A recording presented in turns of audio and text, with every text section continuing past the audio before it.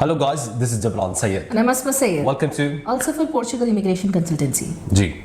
अगर आप चैनल पे नए हैं तो आपको बता देता हूँ कि हम एक पोर्चुगल में रजिस्टर्ड इमिग्रेशन कंसल्टेंसी चलाते हैं पोर्चुगल लिस्बन में, और D2, D7, D8 की वीज़ा सर्विसेज प्रोवाइड करते हैं। और आपको अगर कोई भी इंफॉर्मेशन चाहिए तो ये वीडियो चैनल पर, हमारे चैनल पे आपको मिल सकती है। और आपको इस वीज़ा, तीनों वीज़ा से रिलेटेड कुछ सर्विसेज अगर चाहिए तो आप हमसे कांटेक्ट कर सकते हैं। आप अपॉइंटमेंट ले सकते हैं थ्रू ईमेल, व्हाट्सएप, कॉल करके, जूम कंसल्टेंसी मीटिंग बुक करके आप जूम पे भी हमसे बात कर सकते हैं। और इस चैनल को लाइक करें, शेयर करें, सब्सक्राइब करें और ये वीडियो उन तक पहुंचाएं जो पोर्चुगल आना चाहते हैं, पोर्चुगल की इमिग्रेशन हासिल करना चाहते हैं। तो ज़्यादा से ज़्यादा इस वीडियो को आगे बढ़ाइए जी, उन तक पहुंचाइए जो आना चाह रहे हैं, उनकी थोड़ी सी हेल्प हो जाए। और अपने सवालात ज़्यादातर अपने ये वीडियो के कमेंट्स पे लिखिए, और जो भी सवालात है किसी और का भी उसमें फ़ायदा हो जाएगा क्योंकि हम उस पर रिप्लाई करते हैं। तो अगर आपके भी सेम सवालात हैं तो आपको भी वो क्वेश्चन के जवाब मिल जाएंगे। आज का सब्जेक्ट है बैंक अकाउंट के बारे में। बैंक अकाउंट पोर्चुगल में कैसे खोलना चाहिए, तरीका क्या है, आप वहाँ से बैठे बैठे खोल सकते हैं, नहीं खोल सकते, आपको फिजिकली यहाँ पे होना होता है या नहीं होना होता है, इस बारे में कम्प्लीटली तफसील से आपको डिटेल में जवाब दिया जाएगा। So without any further ado, let's start the video.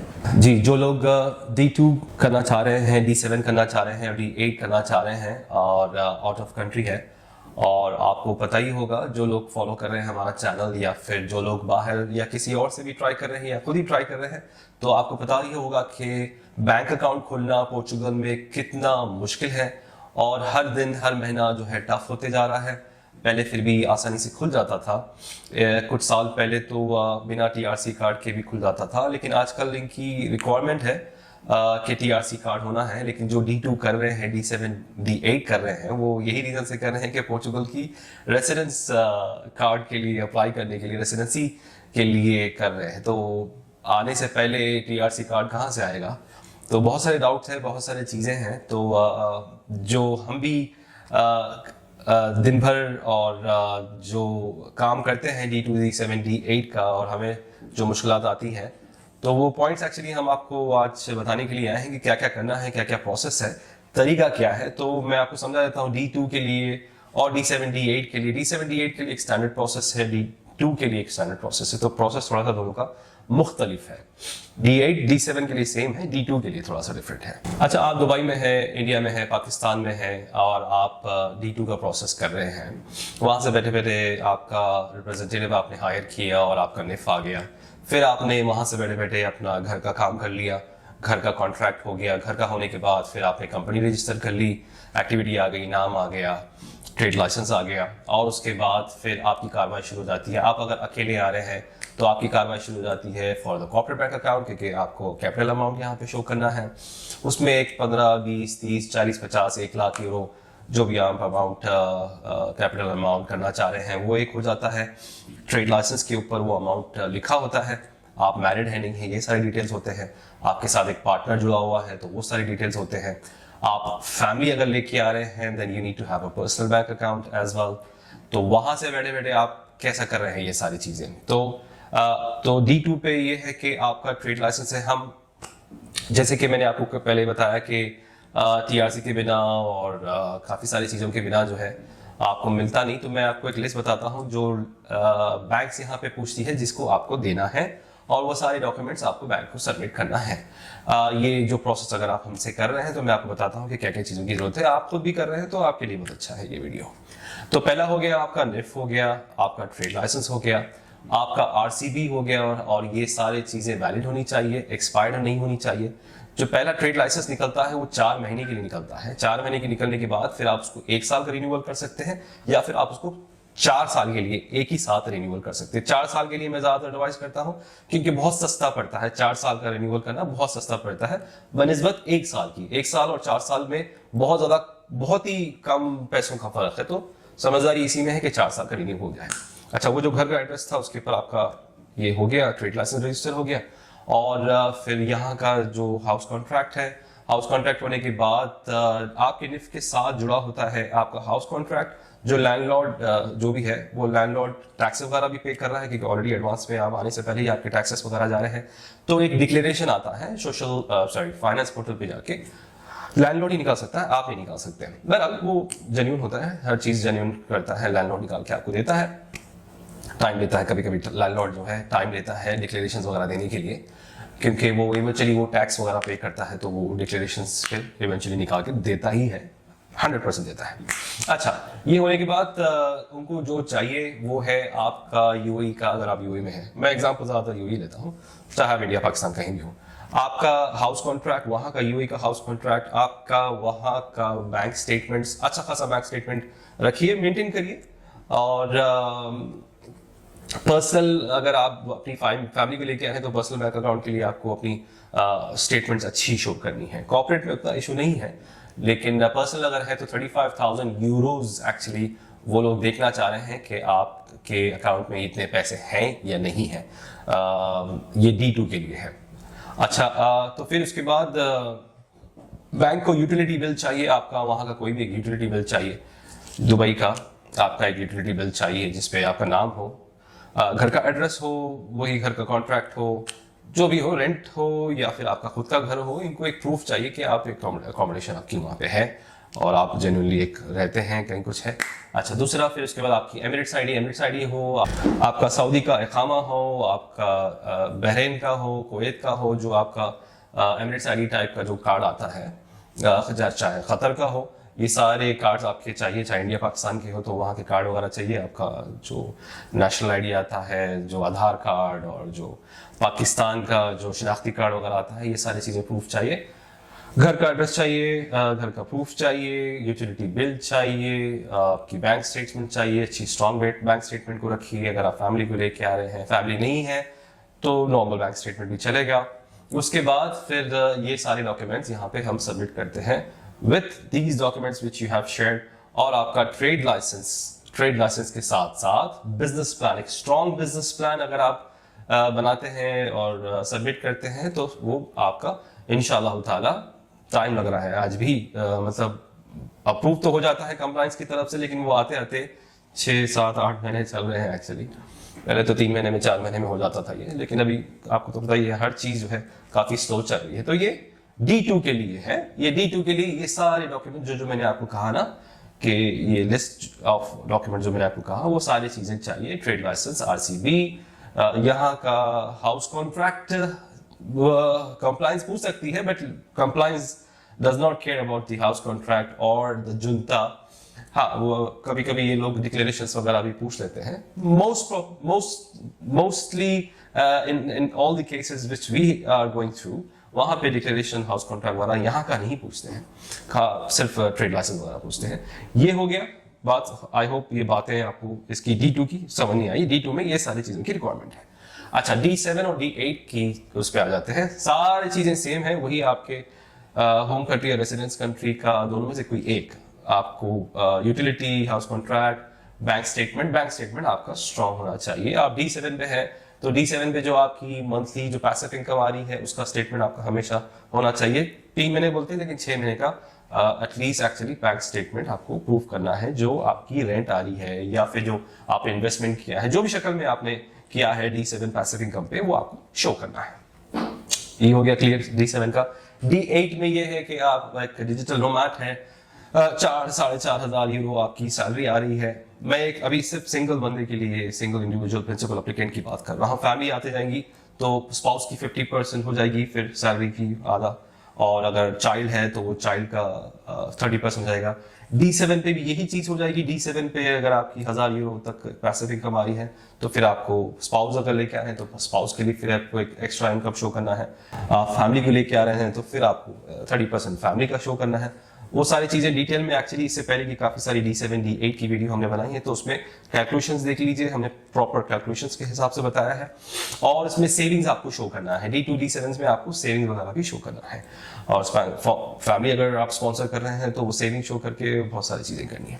उसके बाद फिर बैंक आपका यहाँ पे D7, D8 में बैंक अकाउंट बहुत ही आराम से और बहुत जल्दी खुल जाता है। ये एक चीज आपको मैं कह रहा हूँ, मोस्टली कोई नहीं कहता। D7 पे, D8 पे, because you already have a bank statement और पैसे इनकम आ रही है, वो प्रूफ है, वो सारी चीजें जो जेन्युइन चल रही हैं। कुछ लोग पूछते हैं कि हमें कैश मिलता है, हमें कैश मिलता है, पैसिव इनकम हाथ में। अच्छा, वो हाथ का पैसा फिर आपको बैंक को कैसा बताने वाले हैं? तो एक स्टेटमेंट की जरूरत होती है, एक स्टेटमेंट बताना जरूरी होता है। वही एक प्रूफ होती है ना, एक अथॉरिटी है, एक एम्बेसी में या बैंक वगैरह को आपको स्टेटमेंट बताना होता है। हाथ में मेरे पैसे आ रहे हैं, मंथली में कैश रिसीव कर रहा हूँ, तो उसका क्या करेंगे? तो उसका कुछ भी नहीं कर सकते, आप वैसे ही हाथ में रिसीव करते रहिए, वहीं बैठे रहिए। आपको बैंक में लाना होता है, वो जो भी आपका टेनेंट है आपके बैंक अकाउंट में ट्रांसफर करता है, वो लिख के कि भाई ये घर का रेंट है। चाहे एक घर हो या 10 घर हो, चाहे इंडिया में हो, पाकिस्तान में हो, कहीं का भी हो, कि 3-4 जगहों पे अलग अलग रेंट एक अकाउंट में आ रहे हैं, तो आपको वैसे शो करना है।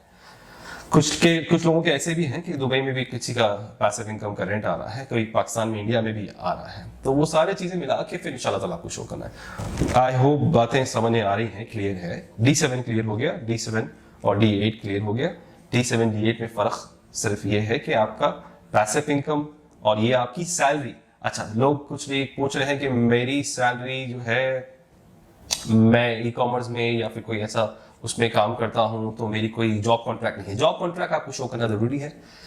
D8 के लिए digital nomad, you are working for a foreign company, तो फॉरेन कंपनी में जो भी आपकी सैलरी है, जो रिक्वायरमेंट है मिनिमम, वो सैलरी आपके अकाउंट में आ रही है, तो आपका जॉब कॉन्ट्रैक्ट होना चाहिए। ये आपकी खुद की कंपनी है, तो आपकी खुद की कंपनी के पेपर्स और डिक्लेरेशंस और ट्रेड लाइसेंस, ये सारी चीजें आपको बताना है। तो मैं सिर्फ एक कंपनी के लिए काम कर रहा हूँ, कंपनी से मुझे पैसे आ रहे हैं मेरे अकाउंट में, सिर्फ उतना काफी नहीं है। आपको प्रूफ करना है कि आप वो कंपनी के एम्प्लॉय हैं। You understand what I'm saying? You need to show that you are the employee of the company, of this particular company, a foreign company, and you're receiving this salary, 4,000, 4,500 जो भी minimum wage है, तो ये salary आनी चाहिए। वो spouse आ जाती है तो फिर सैलरी बढ़ गई, बेटा बच्चे आ गए तो फिर और सैलरी बढ़ गई। एक इंडिविजुअल के लिए ये मिनिमम सैलरी है। जी हाँ, बिल्कुल। अगर आपको ये सारी बातें अगर समझ में आ रही है, अगर नहीं भी समझ में आई है, तो आप वीडियो को थोड़ा सा रिवाइंड करके डिटेल में इन बातों को सुन सकते हैं। D7 D8 थोड़ा सा सिमिलर है, जैसे कि जिब्रान ने आपको बताया है। डॉक्यूमेंट्स वही है, दोनों के सेम है, बस आपको हर डॉक्यूमेंट सही तरीके से शो करना है। D2 का थोड़ा सा इससे डिफरेंट है, लेकिन अगर आप सारे पेपर वर्क सही तरीके से करते हैं और कोई कंसल्टेंसी आपका पावर ऑफ अटर्नी लेकर अगर आपका सारा वो काम कर रही है, तो आपके सारे डॉक्यूमेंट सही तरीके से लगा रही है, तो रिप्रेजेंटेटिव बन जाता है। लॉ फर्म जो भी लॉयर है आपका, तो वो आपका सही तरीके से पेपर वर्क करता है। तो वो सारे डॉक्यूमेंट्स जब आप सही तरीके से लगाते हैं, तो बैंक अकाउंट खुलने के बहुत अच्छे चांसेस हैं।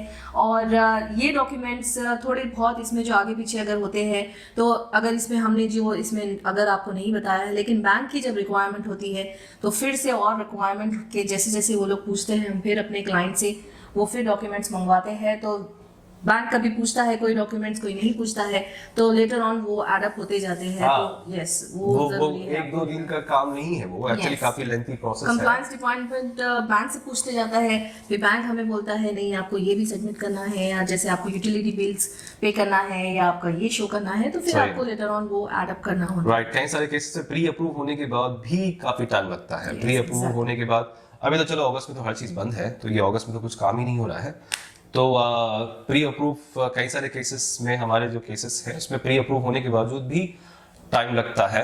आईबैन नंबर आ जाता है जितने भी हमारे कस्टमर्स हैं, तो वो जो भी हम, फॉर एग्जांपल मिलेनियम बैंक है, नोवो बैंक का अगर चल रहा है, नोवो बैंक और मिलेनियम बैंक से हमें आईबैन एक ही महीने में मिल जाता है। सारे कस्टमर्स के हमें आईबैन है, लेकिन वो एक्टिव आईबैन नहीं है। एक्टिव आईबैन जब होता है कि जब अकाउंट एक्टिव हो जाता है, और अकाउंट एक्टिव होते ही वो अकाउंट में आपको डायरेक्ट पहले शुरू के 10 दिन के अंदर अंदर 500 यूरो आपको ट्रांसफर करने होते हैं एक्टिव करने के लिए अकाउंट को, चाहे D2 हो, D7 हो, D8 है। ये सारी चीजों के लिए इवेंचुअली बैंक अकाउंट बन जाता है, लेकिन टाइम लग रहा है। It is a lengthy process, क्योंकि कंप्लायंस डिपार्टमेंट का ऐसा है कि भाई ये हो गया, अब लेटेस्ट फिर 3 महीने की हमें बैंक स्टेटमेंट शो करो, अब जो है यूटिलिटी, जो लेटेस्ट यूटिलिटी है वो शो करो। तो ये बार बार जो है ये चीजें चलते रहती हैं। इसलिए हम हमेशा आपको बताते हैं कि ये जो भी D टाइप कैटेगरीज है, इसमें एक टाइम लिमिट हम नहीं सेट कर सकते हैं। हर चीज डिपेंड करती है आईमा से, बैंक से, कॉन्ट्रैक्ट जिससे भी आप घर ले रहे हैं, VFS से, हर चीज उस पर डिपेंड करती है। तो कोई भी आपको सही तरीके से टाइम नहीं बता सकता है। किस्मत अगर अच्छी है आपकी, तो बहुत जल्दी आपको सब चीजें हो सकती है। किस्मत अगर आपकी और अच्छी है, तो हो सकता है थोड़ा सा डिले हो रहा है। यूजुअली जो हमारे केसेस में जो होता है वो हम लोग रफली बताते हैं, लेकिन हर किसी के लिए सेम होना जरूरी नहीं है। तो कुछ लोग आते हैं, ऑफिस आते हैं, कुछ लोग शेंगन पे जब डायरेक्ट ऑफिस आते हैं या फोन पे भी जब बात करते हैं, तो हमने सुना है कि हम यहाँ पे घूम रहे हैं, यहाँ पे कंसल्टेंसीज में घूम रहे हैं, वो लोग हमें 3 महीने का टाइम पीरियड दे रहे हैं। पॉसिबल नेक्स्ट तो इम्पॉसिबल, झूठ है। और सिर्फ आप साइन करने के लिए और आपके साथ कॉन्ट्रैक्ट साइन करने के लिए और केस लेने के लिए झूठ कह रहे हैं, ऐसा नहीं है। मुझे इसलिए हमें जो है साफ साफ बात करने की आदत है, साफ साफ हर चीज क्लैरिटी और ट्रांसपेरेंसी देने की एक्चुअली हमारी आदत है। तो ऐसा कोई वो नहीं है कि 3 महीने में हो सकता है, इट्स इम्पॉसिबल, ये झूठ है। और मिनिमम 12 महीने ये सारे, इतना तो टाइम लग ही रहा है, 12 से 15 महीने प्लस टाइम लग रहा है। कुछ केसेस में हमारे पास ऐसे हुए थे। हाँ, D7 और D8 जल्दी हो जाता है बिकॉज उसमें ट्रेड लाइसेंस इन्वॉल्व नहीं है। और घर का, जैसे मैंने आपको बताया लास्ट में वीडियो में भी बताया था कि घर का D7 और D8 का घर का जो है इवेंचुअली VFS के अपॉइंटमेंट से 3-4 महीने ले सकते हैं। जैसे कि D2 पे आपको पहले दिन से ही हाउस कॉन्ट्रैक्ट चाहिए ना, तो वही घर के एड्रेस के ऊपर आपका D2 कंपनी फॉर्मेशन होता है, ट्रेड लाइसेंस का जो होता है, और वो ही एड्रेस के ऊपर बैंक का प्रोसेस चलता है। तो D2 के लिए आपको शुरू से निफ आते ही आपको हाउस कॉन्ट्रैक्ट चाहिए। लेकिन D2, D7 और D8 के लिए आप थोड़ा सा एंड में भी कर सकते हैं, क्योंकि मिनिमम जैसे कि हमने बताया भी, कई बार भी बताया, मिनिमम अगर 300 ही चल रहा है, 400-500, ये घर नहीं है, सिर्फ हाउस कॉन्ट्रैक्ट है, जेन्युइन हाउस कॉन्ट्रैक्ट है। वहां से बैठे बैठे भी आप अपना घर का कर सकते हैं। एक्चुअल रूम्स वगैरह लेके 600-550 में आपको आ जाता है। जो दूसरे हमारे कस्टमर्स हैं, यूजुअली हम लोग वो लिंक दे देते हैं कि भाई लिंक पे जाइए और वहां से बैठे बैठे अपने लैंडलॉर्ड को सर्च करिए, अपने लैंडलॉर्ड को सेलेक्ट करिए, और वो जो कॉल सेंटर है आप बात भी कर सकते हैं, व्हाट्सएप भी कर सकते हैं, ईमेल भी बात कर सकते हैं। अपना घर उस पर ढूंढने के बाद फिर आपको कंपनी रजिस्टर करना है, फिर हमारे साथ कनेक्ट होइए। अगर नहीं मिल रहा है तो हमारे पास एक ऑप्शन है, हम देते हैं हाउस कॉन्ट्रैक्ट अपने D2, D7, D8 कस्टमर्स के लिए। लेकिन वो जेन्युइन हाउस कॉन्ट्रैक्ट है, और आप यहाँ पे आने के बाद उसको कैंसिल करके ये घर के एड्रेस के ऊपर फिर आपका कार्ड आता है, आपका डेबिट कार्ड आता है, आपका TRC कार्ड आता है, आपकी बायोमेट्रिक होने के बाद ये सारी चीजें आती हैं। तो उम्मीद करता हूँ कि वीडियो आपको पसंद आई है और इन्फॉर्मेटिव लगी, और आपको थोड़ी सी हेल्पफुल वीडियो लगी। आपके लिए थोड़ा सा ये वीडियो आसानी, आई होप थोड़ी सी आसानी होगी प्रोसेस को समझने के लिए। इंशाल्लाह आपके जो क्लियर है, बैंक अकाउंट खुल रहा है नहीं खुल रहा है, क्या डॉक्यूमेंट्स चाहिए, अगर कोई भी आपके सवाल है आप कमेंट्स में पूछ सकते हैं। कमेंट्स में इसलिए पूछने के लिए हम बताते हैं कि ताकि आगे वालों को भी उसकी जवाब मिल जाए, उसके सवाल का आंसर मिल जाए, उनके दिमाग में भी अगर कोई डाउट हो तो क्लियर हो जाए। इसलिए कमेंट्स में अपने सवाल डालें, और अगर आपको पर्सनली कुछ बात करनी है तो आप हमसे रब्ता कर सकते हैं, हमें ईमेल कर सकते हैं, व्हाट्सएप कर सकते हैं। हमारी टीम हमेशा आपके लिए हेल्प में लगी हुई है। व्हाट्सएप हमेशा फ्री है, व्हाट्सएप, ईमेल, इंफॉर्मेशन देने के लिए यूट्यूब चैनल हमेशा फ्री है। इंफॉर्मेशन आपको जो भी चाहिए D2, D7, आप कभी भी कांटेक्ट करें, आपको इंफॉर्मेशन इवेंचुअली मिलेगी। आपको हमसे बात करना है, सिर्फ हमारा टाइम अगर आपको चाहिए, हमसे पर्सनली बात करना है, तो आपको एक कंसल्टेंसी फीस, एक छोटी सी फीस, तो वो चार्जेस जो है, जो टोटल अमाउंट है T2 के लिए जो प्रोसेस का या हमारी कंसल्टेंसी का या टोटल जो है, उसमें फिर वो बात करने के लिए, बुक करने के लिए वो पैसे कैंसिल हो जाते हैं, माइनस हो जाते हैं। आपको बार बार पे करना नहीं है। अच्छा, एक बार आप हमारे कस्टमर बन गए तो आपको बार बार कंसल्टेंसी फीस नहीं पे करनी है, आपको सिर्फ बुक करना है। आपको सिर्फ अपने डाउट्स जब तक क्लियर नहीं हुए, हमारे साथ आपको बुक करना है call, that's it. Zoom meeting हो या कॉल हो या व्हाट्सएप हो, डायरेक्ट कॉल हो, आपको या ऑफिस आ गए हैं, आप कभी भी आप आ सकते हैं। Once you become our paid consultancy partner, तो उसके बाद फिर ऐसा नहीं कि हर फोन कॉल पे या हर वीडियो मीटिंग पे या जूम मीटिंग पे जो है आपको पैसे पे करना है, और इवेंचुअली वो पैसे जो है लास्ट जो फाइनल जो कोटेशन है उसमें माइनस हो जाता है। उम्मीद करता हूँ कि आपको ये वीडियो पसंद आई है और समझ नहीं आई है। Please don't forget to like, share and subscribe to our channel. मेरा नाम है जिब्रान सैयद। मैं Masma Syed. Peace be upon you all.